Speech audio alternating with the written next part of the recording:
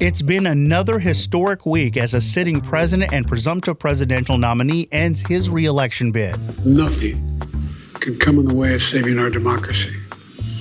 That includes personal ambition. So I've decided the best way forward is to pass the torch to a new generation. In its place, Vice President Kamala Harris has quickly locked down the nomination. And I am so very honored, and I pledge to you I will spend the coming weeks continuing to unite our party so that we are ready to win in November. The change has forced former President Donald Trump to pivot his attacks. For 3.5 years, Lion Kamala Harris has been the ultra-liberal driving force behind every single Biden catastrophe. She is a radical left lunatic who will destroy our country. And all of this as we approach 100 days until the election day. I'm WABE Politics reporter Rahul Bali. And I'm WABE News photographer Matthew Pearson. And this is Plugged In, a WABE Politics podcast.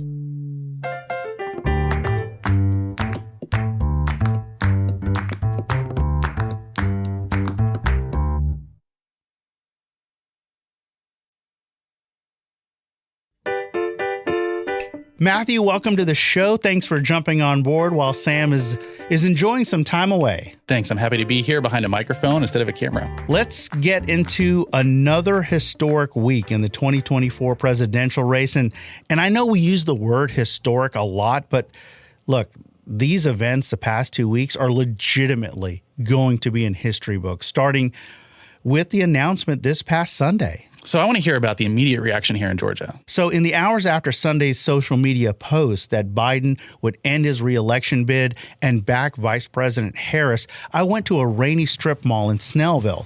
Sean Moore shared a very common sentiment. It was kind of written on the wall. That's about it. It sums it up, basically. People were waiting for him to drop out and assessing his health and, progression as far as mentally and, his verbal speech. And apparently it wasn't up to par. I mean, it was kind of clear to see. Deanna Bierman wasn't surprised either. I think that he wasn't going to pair well against Trump, so they're just looking for somebody else that would be able to compete. And Matthew, the other vibe I got from folks that I was talking to is that this was not going to change their votes. Here's Kraft, who didn't share her last name. Well, he did what was best for him. So I just hate to see him drop out. I thought he was one of the best presidents we ever had. And is it going to, he threw his support behind the vice president, is that going to affect how you vote? Have you decided No, it won't. It won't affect how I vote. And finally, there were similar sentiments from Trump supporters like Cliff Aaron from Gwinnett County. If the nominee ends up being Vice President Harris, harder, easier, doesn't matter? I'm not sure. It doesn't matter. Doesn't really matter. I think Trump's winning, so. Now, you and I went to the first Harris for President rally here in Atlanta this week. That's right. We were both at Liberty Plaza, which is across the street from the state capitol. There were a myriad of city, county, state elected officials, along with activists and organizers. And one of the speeches that jumped out at me was Fulton County Commission Chair Rob Pitts and how direct he was. I think that her role at the top of the ticket, unquestionably, undoubtedly, has energized voters, Democratic voters, nationwide. Number two, her role at the top has eliminated any talk about mental or physical abilities. Now, speaking to reporters after the rally, DeKalb County CEO Michael Thurman, who knows Georgia politics and history as well as anybody, said this to us. Well, clearly, younger voters were disenchanted with both candidates, whether it was a former President Trump or President Biden. Obviously, Vice President Harris will energize younger voters who may have been sitting on the fence, and ultimately that can have a major impact on the outcome of the campaign. And community activist Bentley Hudgens agrees. People are excited about being able to fight for something, about being the right, the fight for the right to our own bodies. Her track record on LGBTQ plus rights is stellar. So what are we hearing from Republican voices here in Georgia? So, Matthew, I want to introduce you to someone, Rufus Montgomery. He's a business development executive that I got to first know through his work at the Georgia State Capitol.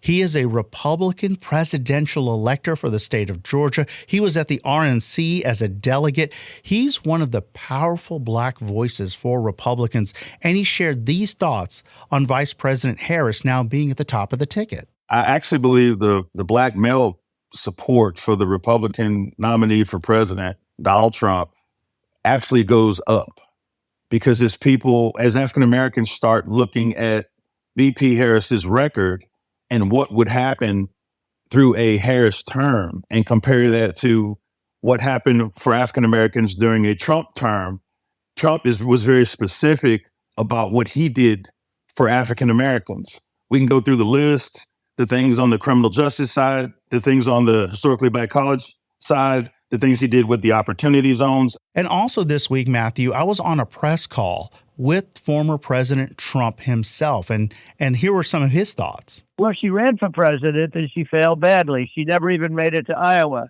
She started off, she had a little name value and came from a large place, as you know, from California, and she had a little name value.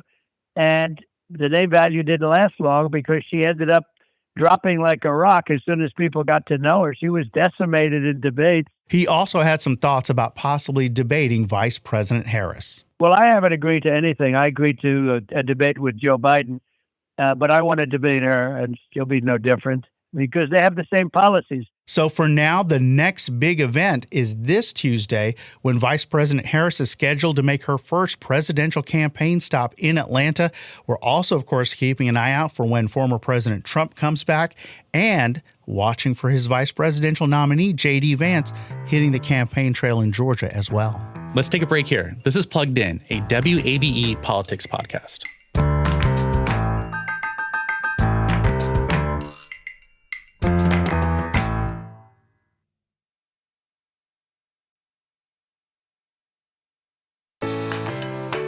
Welcome back to Plugged In, a WABE Politics podcast.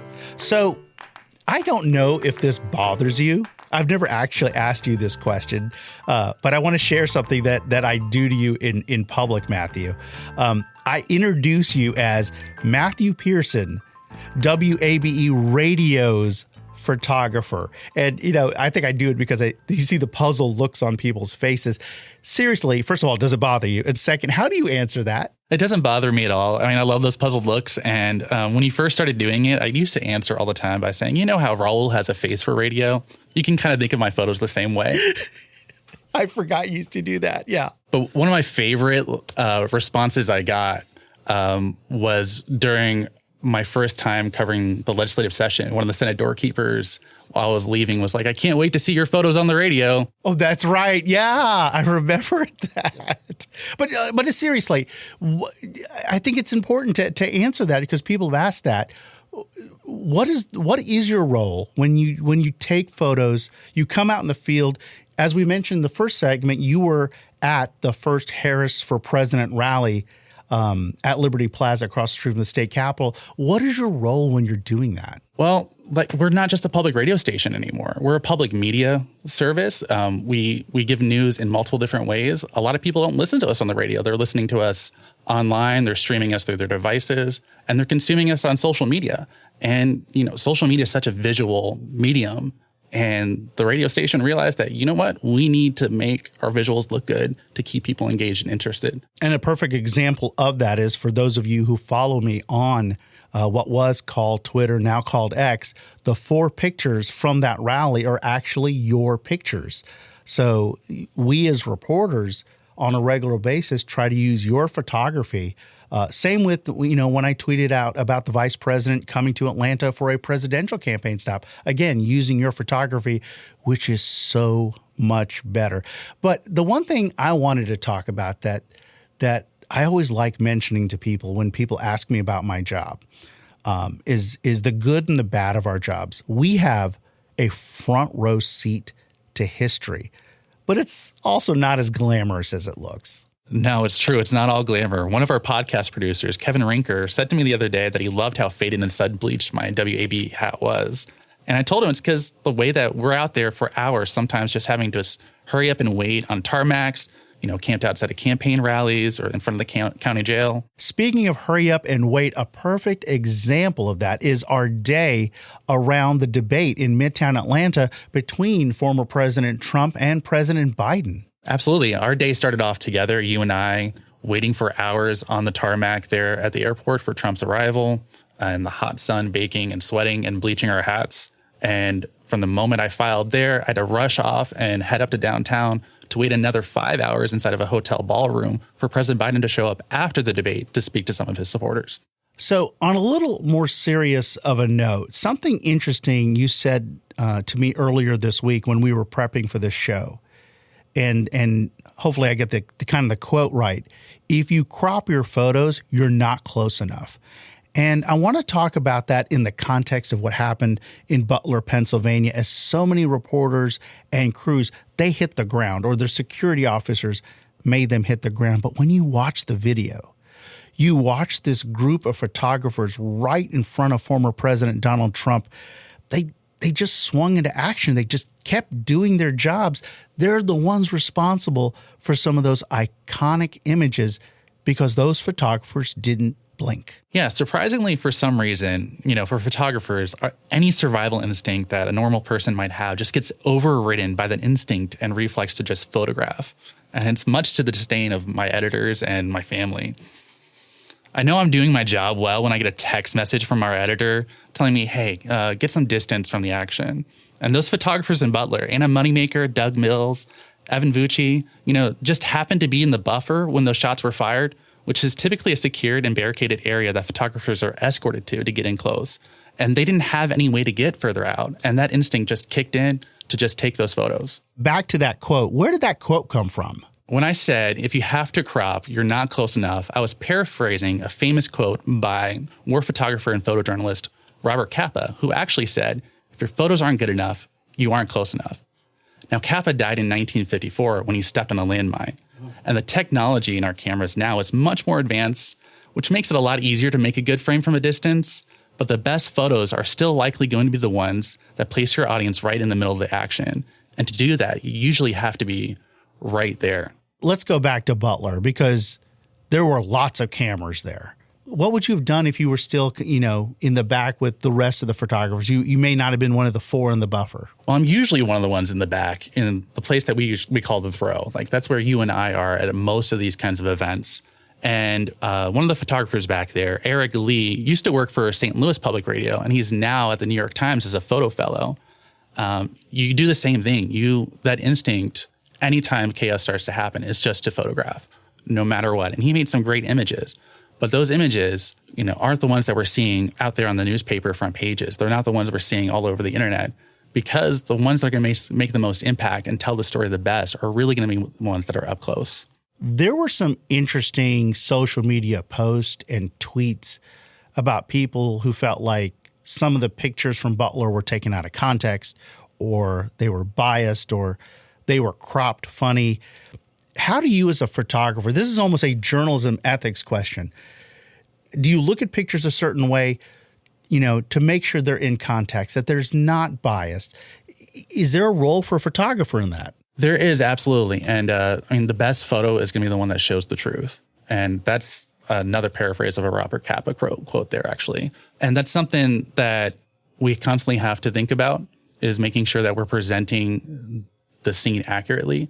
And with these cameras that we have, we're shooting at a high burst rate sometimes, and you're taking, 5 or 6 photos a second, like sometimes even faster than that. And one of the scenes that I'm thinking of right now is actually you and I had an interview with the governor in his office a few months ago. And there's a few frames in there that we probably wouldn't use because I was shooting at kind of a faster burst rate while he was speaking to you. There's a photo that I have of his arms raised and his face looks like he's like yelling at you and tearing into you and just really upset with the question that you asked him.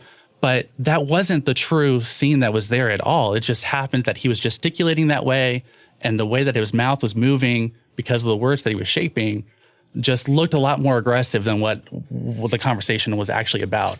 And that photo does not provide the right kind of context of what that interview was like, because it was a very friendly engagement that we were having with him. It wasn't aggressive in any kind of way. And that's a photo that would be irresponsible to use. And that's something we have to think about all the time. I've got so many photos like that, especially covering the legislative session. I'm not just worried about making sure someone doesn't have their eyes closed or, making a weird kind of face, but also that their facial expressions are accurately reflecting the tone that they may be talking about. They might be gesturing at that time. And if I'm grabbing a photo and going to use it of them gesturing like Governor Kemp was, and it's aggressive, and that's not what the tone was for that moment, that's not the right photo to use. That's being deceptive. That's not good journalism. And that's not what we're here to do. That's Matthew Pearson, WABE News photographer, my colleague, my friend. A little more than 100 days left till Election Day. So Matthew and I and Sam and the rest of the team are ready for that run, along with everything else that we're going to cover. Matthew, thanks for joining us. Yeah, looking forward to joining you out on the trail some more. That's it for this edition of Plugged In, a WABE Politics podcast. You can get more Georgia politics at wabe.org/election 2024. Plugged In is a production of the WABE Politics Desk. Our producer is Brendan Rivers. Our managing editor is Alex Henley. If you appreciate the reporting you hear on this podcast, subscribe and leave a review. Have a great weekend, everybody.